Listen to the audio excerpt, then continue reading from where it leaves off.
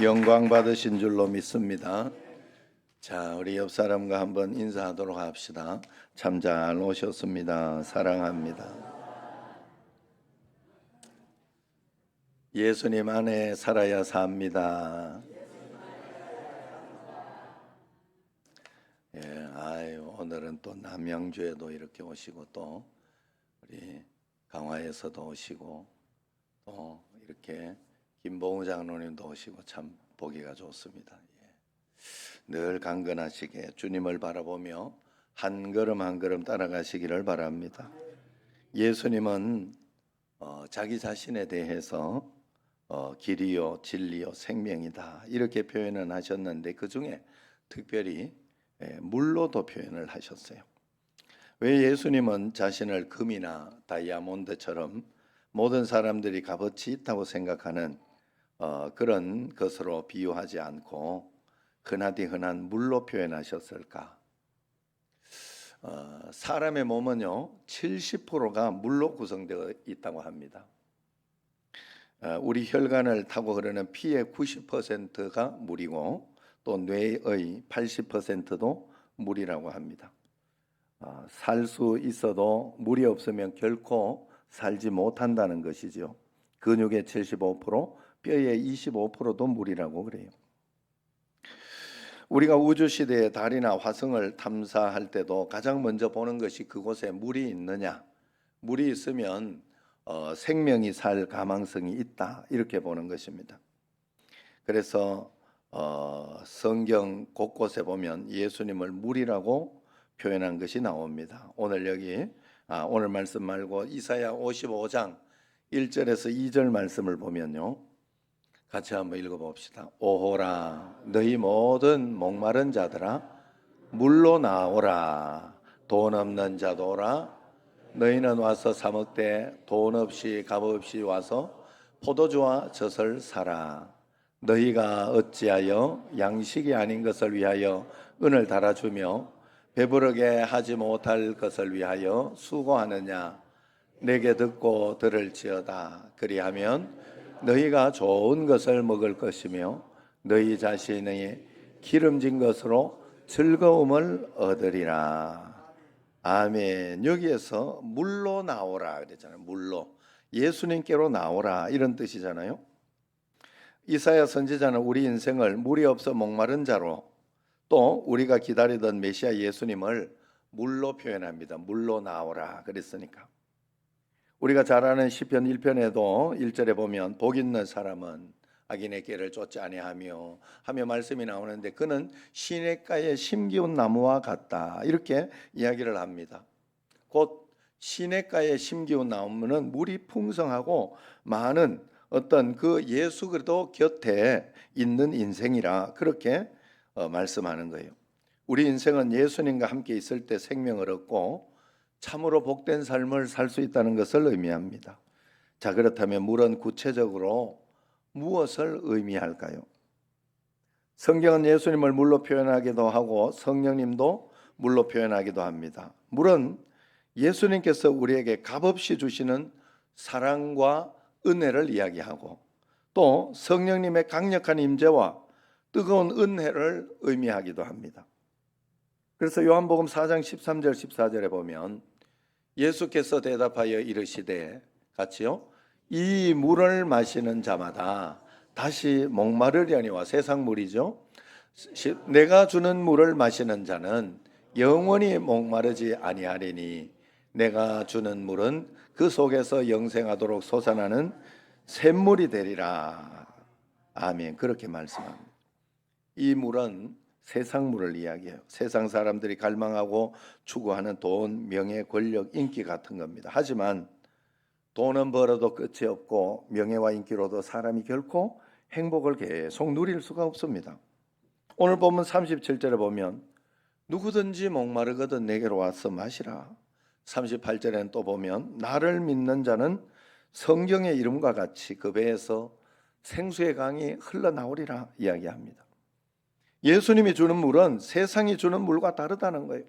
영생하도록 솟아나는 샘물이 되기 때문에 그렇다는 겁니다. 그래서 우리가 늘 예수님 안에 있고 늘 그 은혜의 생수를 마셔야 영적인 탈수 현상으로부터 오는 위기와 고통을 극복해낼 수 있다는 것입니다. 어느 교회 성가대에서 지휘를 하던 분이 있었어요. 성가대 지휘자들 중에는 우리 교회 지휘자처럼 믿음이 좋으신 분들도 있지만은 또 전혀 그렇지 못한 분들도 있습니다. 교회에서 지휘를 하는 것은 신앙만이 아니라 음악에 대한 지식과 기술이 또 있어야 되기 때문에 그렇습니다. 그래서 성악이나 지휘를 전공한 분들을 지휘자로 쓰는 경우가 많지요. 이러다 보니 찬양하는 시간까지는 정신을 바짝 차리고 그렇게 지휘를 하는데 이제 찬양이 끝나면 긴장이 풀리면서 주로 설교 시간에 주무시는 분들도 있다 이렇게 이야기를 합니다. 그런데 이분이 좀 그런 유였던 것 같아요. 그래서 지휘자를 그만두고 교인들과 한동안 연락도 없이 지내다가 한 2년 정도 지나서 우연히 길을 걷다가 목사님을 만났어요. 눈이 좀 빨갛고 코도 뻘개져서 아이고 오랜만입니다 인사를 하는데 술 냄새가 확 풍깁니다. 아마 근래에 신앙생활을 안 하는 것 같은 느낌이 들었어요. 그런데 그분이 이렇게 이야기하는 것이 목사님 알다시피 저는 믿음이 있어서 지휘한 게 아니고 그냥 일이 필요해 지휘했습니다. 그래도 그때는 매주 교회에서 어떻게든 예배에 참석을 했는데 지휘를 그만두고 교회를 정하지 못하고 여기저기 기웃거리다 한 번 빠지고 두 번 빠지고 하다 보니 한 2년 동안 교회를 못 나가게 되었습니다. 이런 과정에서 살려고 방을 버둥치다 보니 속상한 일도 많고 마음도 편치 않고 생활은 너무 힘겹고 또 그러다 보니 담배도 피우고 매일 술도 한 잔씩 하게 되었어요. 매주일 지휘를 하기 위해 예배에 참여했던 그 삶이 사실은 내 삶을 많이 붙들어주는 그런 것이었다는 것을 이제야 깨달았습니다 하면서 울더랍니다. 그렇습니다. 여러분 우리가 어떻게 해서든지 매주일 예수님을 붙잡고 늘 가까이 해야 우리의 삶이 견고하게 그렇게 세워질 수가 있어요. 우리가 주님을 떠나면 우리 인생은 근본부터 흔들리게 되어 있습니다. 그래서 예수님은 본문에서 누구든지 목마르거든 내게로 와서 마시라 이야기를 합니다. 그리하면 그 배에서 생수의 강이 흘러 넘칠 것이다 이야기를 했어요. 어떤 훌륭한 장로님 가정에서 모태신앙으로 자란 딸이 있었어요. 태어난 딸이 있었어요. 주일학교도 성실하게 다니고 정말 중고등부 대학부까지 믿음으로 잘 훈련받은 자매인데 어떻게 하다 보니까 대학부에서 좋은 청년을 하나 만났는데 정말 마음에 드는 형제를 만났는데 불교 집안입니다. 그러니까 장로님이 안 된다 뭐 이러면서 이야기를 한 거예요. 그래서 이 자매는 허락을 기다리며 기도하다가 이런 지혜가 떠오르더랍니다. 거기는 미전도 종족이다. 아무도 안 믿으니까. 그래서 아빠한테 아빠 그 집안은 예수 믿는 사람 한 사람도 없는 미전도 종족 아닙니까? 제가 미전도 종족 선교사가 되겠습니다. 그렇게 이야기합니다. 그래서 장로님 입장에서 미전도 종족 선교한다는데 어쩔 수 없이 허락했다고 합니다. 그런데 이런 마음으로 잘 전도하고 그렇게 살았어야 되는데 시집가면서 육신에 파묻혀 살다 보니 또 신앙이 식어서 자기도 모르게 교회를 가지 않게 되더랍니다. 그러면서 아이를 키우며 사는데 언제부터인지 자기 자신의 삶은 없어지고 또 공허함만 계속 남더라는 거예요. 세상살이도 만만치 않아서 우울한 마음이 들었을 때 그제서야 교회가 생각이 나고 예수님이 생각나더랍니다. 너무도 영적으로 목말랐어요. 그래서 하루는 주일날 예배 시간에 맞춰서 장 보러 간다고 하고는 그냥 예배를 드리러 갔다고 그래요. 예배 자리에 앉아서 찬양하고 말씀을 듣는데 딸아 내가 너를 얼마나 기다렸는지 아냐. 수고하고 목마른 딸아 내게로 와서 마음껏 생수의 물을 마셔라. 내가 너를 쉬게 하고 그 갈증을 없애주리라. 이런 말씀을 마음에 확 다가오더라는. 그래서 그 말씀이 이렇게 오면서 예배 시간 내내 마음의 평안을 얻고 눈물을 흘리며 그렇게 돌아갔다고 합니다. 그리고 그 다음 주도 시장 간도하면서 그저 그렇게 예배를 드렸다고 해요. 그렇게 2년이 지난 2년 정도 지날 무렵이었다고 그래요. 남편이 이런 이야기를 하더랍니다. 당신 요즘 너무 많이 달라졌어. 항상 인상을 쓰고 신경질적이고 화내고 그렇게 하더니 말에 가시가 있더니 지금은 나를 보는 눈이 좀 달라지고 따뜻해지고 말에 가시도 없고 뭔가 많이 달라졌는데 이야기하더랍니다. 그래서 아내가 남편에게 실토를 합니다. 여보, 나 교회 나간 지 2년 됐어. 그랬다고 해요. 남편이 이렇게 듣더니 그래? 당신이 교회 가서 변하고 행복해지는 걸 보니까 나도 당신 따라서 교회에 나가야 되겠다. 그러더랍니다. 그래서 그 주일부터 같이 교회를 잘 다녔다고 합니다. 사랑하는 성도 여러분, 전기차에 휘발유를 넣고 갈 수가 없지 않아요? 전기차에 휘발유를 넣는다고 가는 게 아니에요. 우리 인생도 마찬가지예요. 우리 인생은 세상의 조건과 기쁨만으로 만족하고 행복하고 감사하며 살 수가 없어요. 예수님 안에서 진정한 만족과 기쁨을 누릴 수 있을 뿐만 아니라 예수님과 지속적으로 영적인 관계에 있어야 그 은혜를 늘 충만하게 받으며 누리며 그렇게 살아갈 수가 있어요. 참 신기한 일이에요. 이것을 오늘은 삼위일체 주일이니까 그 삼위일체 주일과 한번 설명을 해볼게요. 우리가 삼위일체 주일을 지키고 하나님 그렇게 하는 것은 하나님은 사랑이시라는 것을 삼위일체 하나님이 가장 잘 보여주기 때문에 그렇습니다. 또한 그래서 그 사랑이신 하나님이 사랑이시기 때문에 우리도 사랑으로 세상에서 관계하며 사랑으로 살아가라 하는 것을 이야기하는 것입니다. 성부는 성자를 사랑하고 성자는 성령 안에서 성부 하나님 사랑하고 성령님은 이 사랑의 관계 속에서 일하고 계신 것이 바로 삼위일체 하나님의 본성입니다. 그래서 우리도 그 사랑 안에 초대를 받은 것입니다. 그래서 삼위일체를 믿는 것은 사랑의 하나님을 믿는 것이고 우리도 서로 사랑의 관계 속에서 사랑하며 살아가야 하는 것을 가르쳐 주는 날이 바로 삼위일체 주일이에요. 그래서 삼위일체 주일은 바로 이 신비하고 놀라운 하나님을 찬양하는 날이고 그분과 함께 동행하며 사랑으로 살기로 결단하는 그런 날인 줄로 믿습니다.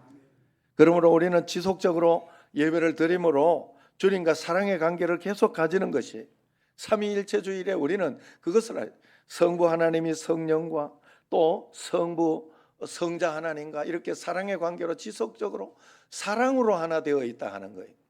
하나님은 사랑이시다 할 때 그 설명을 하는 것입니다. 아무리 신앙이 좋은 사람도 현실과 타협하고 교회와 멀어지게 되면 절대로 은혜를 누릴 수가 없어요. 예수님을 가까이 해야 은혜를 누릴 수 있고 영원한 생수를 경험하며 그렇게 살 수가 있는 것입니다. 우리가 예수 그리스도 영원한 은혜의 생수를 마시면 우리의 심령이 다시 살아나게 돼 있어요.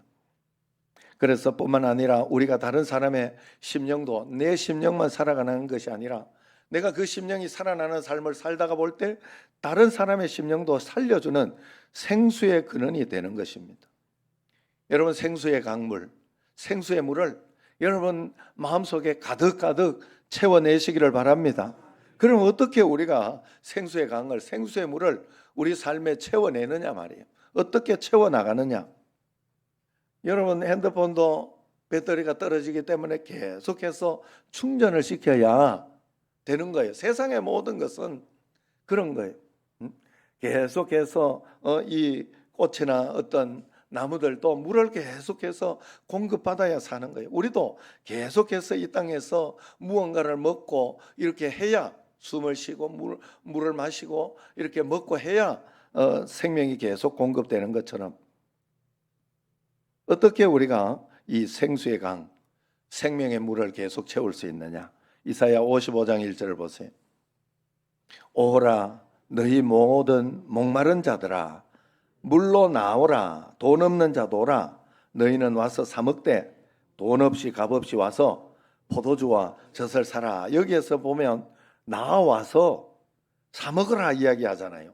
나와서 물로 나와서 돈 없는 자도 돈 없이 그리고 값 없이 와서 포도주와 젖을 사 먹으라 이야기를 합니다. 여러분 돈 없이 값 없이 지금 포도주와 젖을 사 먹고 있습니까? 예. 돈 없이 값 없이 우리가 포도주와 젖을 밥을 사 먹는 게 뭐예요? 그게 바로 기도, 예배, 그리고 성경 읽는 거 그런 거잖아요. 돈 들지 않잖아요. 그게 교회 와서 헌금하는 것은 은혜 받은 사람이 하는 거예요. 은혜 받은 사람. 은혜 안 받은 사람이 하면 내가 이 정도 했는데 하고 그렇게 자기 이렇게 체면, 자기 어떤 그것이 올라가게 돼 있어요. 그래서 우리는 은혜로만 모든 것을 하는 거예요. 그래서 우리가 이 돈 없이 값 없이 예배드리며 주님 앞에 이 포도주와 젖을 사며 오늘 이 말씀 가운데에서 이 포도주와 젖을 가득히 사서 예배를 드려야 하는 줄로 믿습니다. 그래서 이 말 뜻은 우리가 오늘 말씀에도 보면 누구든지 목마르거든 내게로 와서 마시라 이야기하지 않습니까? 예수님도 내게로 와서 마시라고 분명히 말씀하고 있습니다. 예수님께로 와서 마시는 거예요. 돈 없이 사고 값 없이 사는 거예요. 예수님께 온다는 것이 바로 교회 나오는 거예요. 교회 나와 예배를 드리는 거예요.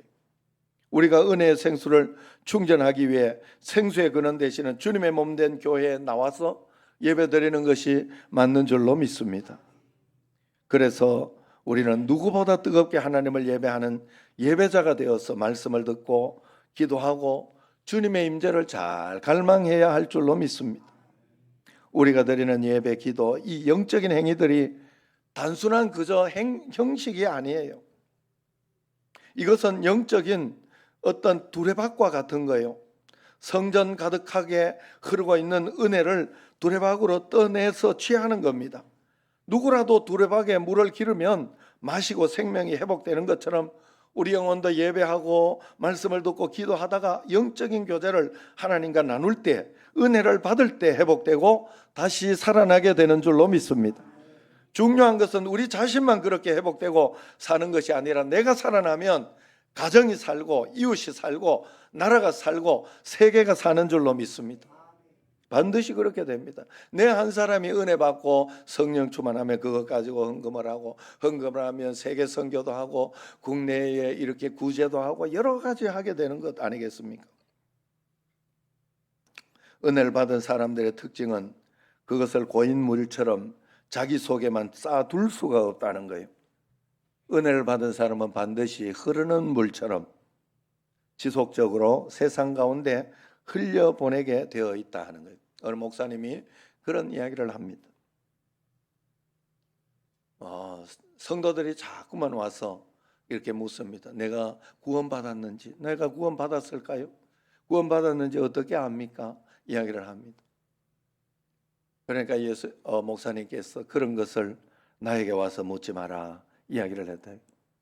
나도 잘 모른다. 내가 어느 날 이렇게 구원받았다 하는 마음이 기쁘다고 구원받은 것이 아니고 구원받은 사람은 반드시 변화가 일어난다 그랬어요. 내가 구원받았는지 여러분 자신이 구원받았는지를 확인할 수 있는 방법이 있어요. 그게 뭔가 하면 내가 말씀을 듣고 살면서 세상 가운데에서 말씀대로 살려고 노력하는 그 변화가 있는가 하는 거예요. 교회는 교회대로 와서 교회 와서는 거룩하고 경건했는 것 같은데 집에 가서는 개차반이다. 구원받지 못한 거예요. 그 사람은 예수 안 믿는 거예요. 예수님 믿는 사람은 그렇게 할 수가 없다는 거예요. 예수님 믿는 사람은 조금이라도 조금씩이라도 확 다 변한다고 볼 수 없어요. 그래서 매주일 와서 회개하고 주님 앞에 다시 한번 용기를 가지고 주님 앞에 다시 한번 살아보겠습니다 결단하면서 그렇게 사는 거예요. 그래서 구원받은 사람은 지속적으로 변화하게 돼 있다. 여러분 자신을 한번 돌아보세요. 저는 저 자신을 봤을 때 참 많이 변화했다 하는 것을 볼 수 있습니다. 처음에 왔을 때는 정말로 우리 이상학장 집사님이 저보고 그런 이야기를 했어요. 진짜 성격이 강했다. 난 그때 막 사랑으로 충만한 줄 알았거든요. 너무 사랑으로 충만하고 그렇게 한 줄 알았는데 성격이 강했다고 그래. 여러분 그래서 우리가 하나님 앞에서 믿음으로 잘 살아가며 그래서 은혜를 받아서 지속적으로 변화하며 충만하게 그렇게 회복되기를 바랍니다. 그래서 나뿐만 아니라 내 삶도 세상 가운데 영향을 끼치고 또 세상 가운데 내 삶을 통하여 많은 사람들에게 흘려보내는 그런 삶을 살아가기를 주의 이름으로 축원합니다. 기도하겠습니다. 하나님 아버지요, 예수님께서 우리에게 물로 나오라 했습니다. 성령의 물을 충만히 받고 은혜를 받는 저희들이 꼭 되게 하여 주옵소서. 믿음의 역사가 일어나고 능력이 일어나고 권능이 일어나는 저희들이 꼭 되게 하옵소서. 예배 자리에서 주님을 찬양하며 영광을 돌리다가 주님과 접속이 되고 주님의 은혜 가운데 넘쳐나는 축복을 받게 하옵소서. 예수님 이름으로 축복하며 기도드리옵나이다. 아멘.